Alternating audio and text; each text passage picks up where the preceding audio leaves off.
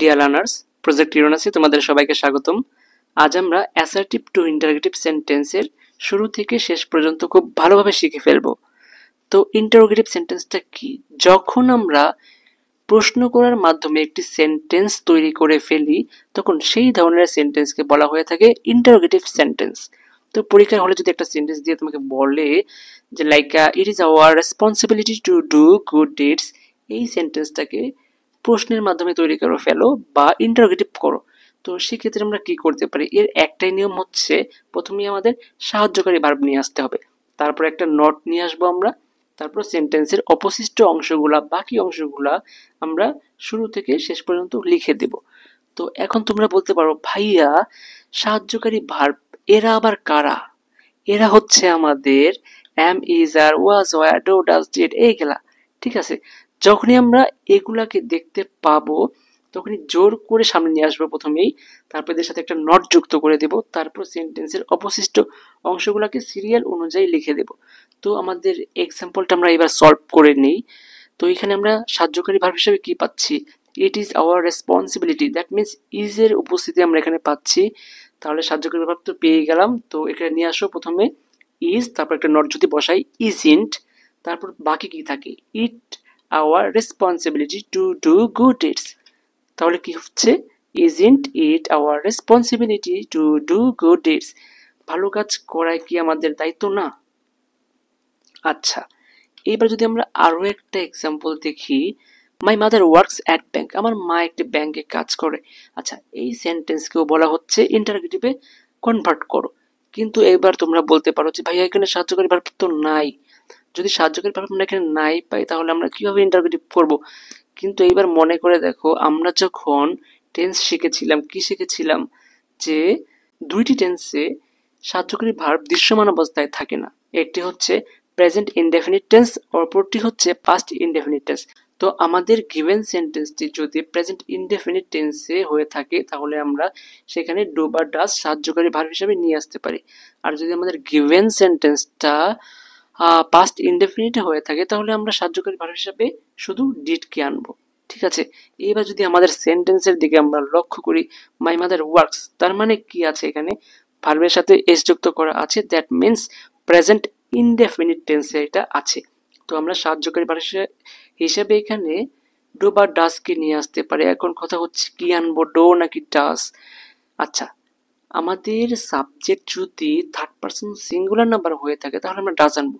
আবার তুমি এটাও ভাবতে পারো যে ভার্বের সাথে এস যুক্ত করা আছে, তো এখানে আমরা ডাজ নিয়ে আসতে পারি। আবার এটাও ভাবতে পারো যে সাবজেক্ট এত একজন আছে, তো এখানে আমরা কি ডাজ নিয়ে আসতে পারি। তাহলে কি আনো? ডাজ আনো, তারপর একটা নট যুক্ত করি আমরা।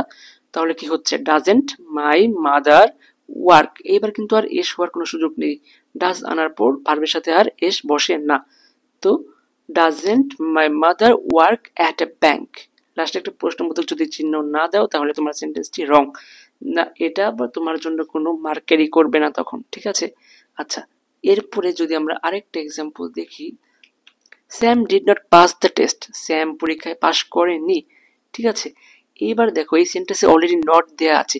যদি কোনো সেন্টেন্সে আমরা নটের উপস্থিতি দেখতে পাই, তো ইন্টারোগেটিভ করার সময় আর নট দেওয়ার কোনো দরকার নেই, নট হবে না। যদি তুমি নট ভুলেও দিয়ে ফেলো, তাহলে তোমার সেন্টেন্সের মিনিংটা পরিবর্তন হয়ে যাবে এবং তোমার সেন্টেন্সটি রং হবে। ঠিক আছে, আমাদের ট্রান্সফরমেশনের নিয়মটা কি?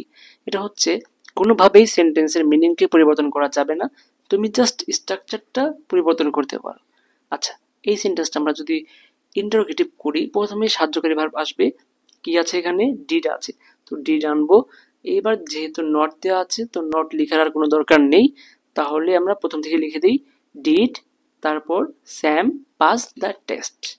Did Sam pass the test, লাস্টে প্রশ্নবোধক চিহ্নটা অবশ্যই দিয়ে দিবে। ঠিক আছে, আচ্ছা, এবার যদি আমরা সাবজেক্টের জায়গায় nobody, no one, everybody, nothing এইগুলাকে দেখতে পাই। দেখো এর আগে যে আমরা এক্সাম্পলগুলো সলভ করলাম, সেখানে কিন্তু আমরা সাবজেক্ট হিসেবে মাই মাদার, হি, সি, রহিম, করিম এগুলা দেখতে পেয়েছি। তবে যদি কোনো কারণে সাবজেক্টের জায়গায় তুমি এভরিবডি, নো ওয়ান, নাথিং এগুলা দেখতে পাও, সেক্ষেত্রে আমাদের সেন্টেন্সটাকে এভাবে রূপান্তর করতে হবে যে প্রথমে আমরা হু বা হোয়াট নিয়ে আসবো এবং পরে সাহায্যকারী ভার্ব, তারপরে আমরা নট আনবো। এবার নট এই জায়গায় দুইবার লেখার কারণ হচ্ছে নট হতেও পারে আবার নট নাও হতে পারে। তারপর সেন্টেন্সের বাকি সবগুলো আগের মতো লিখে দেবে, ঠিক আছে। এইবার কথা হচ্ছে কখন হু বসবে এবং কখন হোয়াট বসবে। আচ্ছা, আমরা ট্রান্সফরমেশনে শিখেছিলাম কি, যখন আমরা ব্যক্তির উপস্থিতি দেখতে পাবো তখন হু বসাবো, এবং যখন বস্তুর উপস্থিতি দেখতে পাবো তখন আমরা হোয়াট বসাবো। আচ্ছা, এর একটা শর্টকাট টেকনিকও আছে, যেটা হচ্ছে যদি তুমি এভরিবডি এবং নো ওয়ান দেখতে পাও তাহলে চোখ বন্ধ করে তুমি হু বসায় দিতে পারো, ঠিক আছে। এবং যদি নাথিং দেখো, এবং নাথিং সবসময় বস্তুকে ইন্ডিকেট করে, তাই নাথিং দেখলে চোখ বন্ধ করে হোয়াট বসিয়ে দিবে, ঠিক আছে। এইবার যদি আমরা একটা এক্সাম্পল দেখি, এভরিবডি বা এভরিওয়ান, দেখো আমি কিন্তু রুলসে এভরিওয়ান লিখিনি, তো পরীক্ষার হলে গিয়ে যদি এভরিওয়ান দেখো মাথা ঘোরানোর কোনো দরকার নেই, এভরিবডি এভরিওয়ান একই জিনিস, এর আলাদা কোনো কিছু নাই, ঠিক আছে। তো পরীক্ষা এটা দেখলে কনফিউজ হওয়ার কোনো কারণই নেই, ঠিক আছে। তো everybody everyone has some desire. Everybody আর এভরিওয়ান এরা কি ইন্ডিকেট করে? এরা মানুষকে ইন্ডিকেট করে, এরা সবসময় মানুষকে ইন্ডিকেট করে, পশু পাখি কলম খাতা বই এগুলাকে ইন্ডিকেট করে না।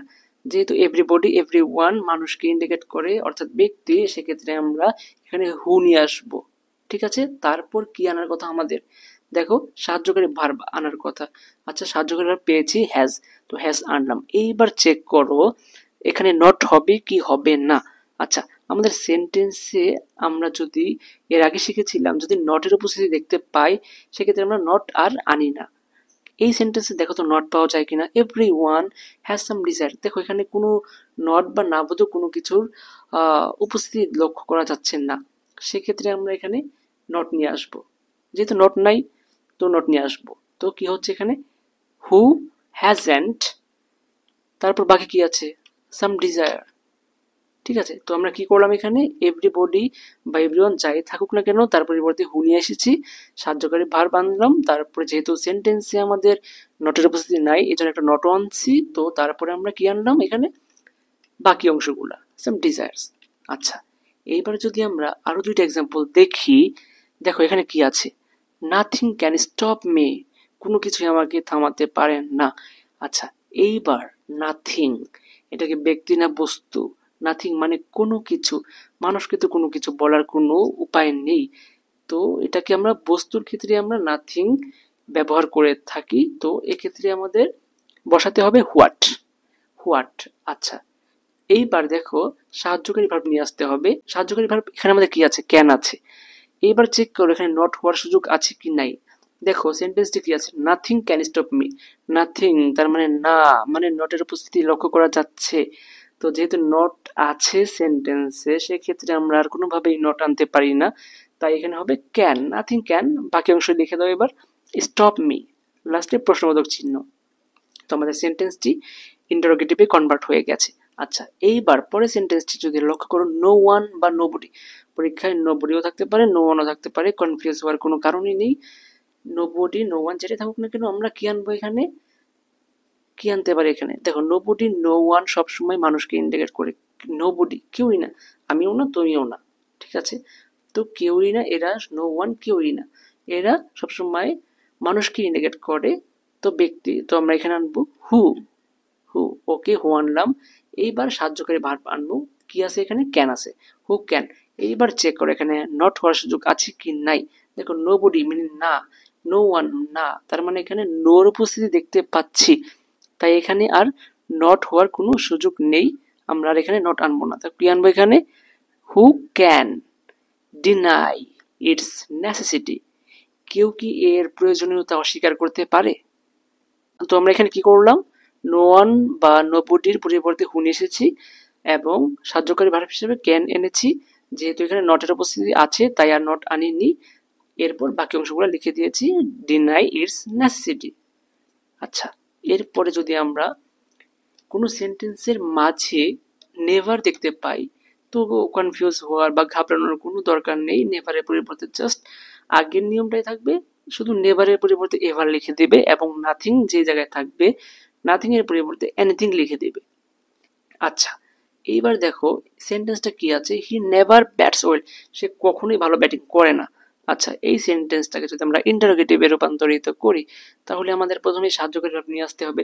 তোমরা এবার আবার বলতে পারো যে ভাইয়া এখানে তো সাহায্যকারী ভার্ব নেই, তো আমরা সাহায্যকারী ভার্ব হিসেবে কি আনবো? দেখো ভালো করে লক্ষ্য করো যে সেন্টেন্সটি আমাদের প্রেজেন্ট ইনডেফিনিট টেন্সে আছে, ভার্বের সাথে এস যুক্ত, ব্যাটস এস যুক্ত আছে। তাহলে প্রেজেন্ট ইনডেফিনিট যেহেতু আমরা কি আনতে পারি? ডু বা ডাস আনতে পারি। তো এখানে থার্ড পারসন সিঙ্গুলার নাম্বার আছে সাবজেক্ট, তো আমরা এখানে কি আনবো? ডাস। ডাস। আচ্ছা, এইবার তোমরা বলো যে এখানে কি নট হওয়ার সুযোগ আছে কি নাই? নেভার। তার মানে কি নটের উপস্থিতি আছে, তো এখানে নটের আনার কোনো আর দরকার নেই। তো আমরা কি আনবো? Does he. এইবার নেভারের পরিবর্তে আনবো ever. Bats well. Does he ever bats well. আচ্ছা, এখানে একটু কারেকশন আছে যে আমরা যখনই ডাজ নিয়ে আসবো তখন সেখানে আর এস হওয়ার কোনো সুযোগ নেই। তো এখানে আমাদের এই এসটার হবে না। তাহলে কি হচ্ছে? Does he ever battle? সে কি কখনো ভালো ব্যাটিং করেছিল? আচ্ছা, এরপরে সেন্টেন্সটা যদি আমরা দেখি, he could say nothing to Joha. সে জোহাকে কোনো কিছু বলতেই পারেনি। এই সেন্টেন্সটাকে আমরা যদি ইন্টারোগেটিভ সেন্টেন্সে রূপান্তরিত করি, প্রথমে কি আনবো? কুড নিয়ে আসবো। ঠিক আছে, কুড আনলাম, তারপরে আমরা এর সাথে দেখি নট হওয়ার সুযোগ আছে কি নাই। দেখো সেন্টেন্সে নাথিং, দ্যাট মিনস নটের উপস্থিতি আছে। যেহেতু আমরা এখানে নটের গন্ধ পাচ্ছি সেক্ষেত্রে এখানে আর কুডের সাথে নট হওয়ার কোনো সুযোগ নেই। তো আমরা এখানে লিখতে পারি কুড হি সে নাথিং এর পরিবর্তে anything. Could he say anything to Joha? সে কি জোহাকে আসলেই কোনো কিছু বলেছিল? তো এই ছিল আমাদের আসলে অ্যাসার্টিভ থেকে ইন্টারোগেটিভ সেন্টেন্সের সবকিছু। তো এর বাইরে আর কোনো কিছু নেই। তোমরা যদি ভিডিওটা কয়েকবার দেখো বা দুইবার দেখো তাহলেই তোমাদের আসলে আর কোনো কনফিউশন থাকবে না ইন্টারোগেটিভ সেন্টেন্স নিয়ে। আশা করি সবাই বুঝতে পেরেছো। ধন্যবাদ সবাইকে।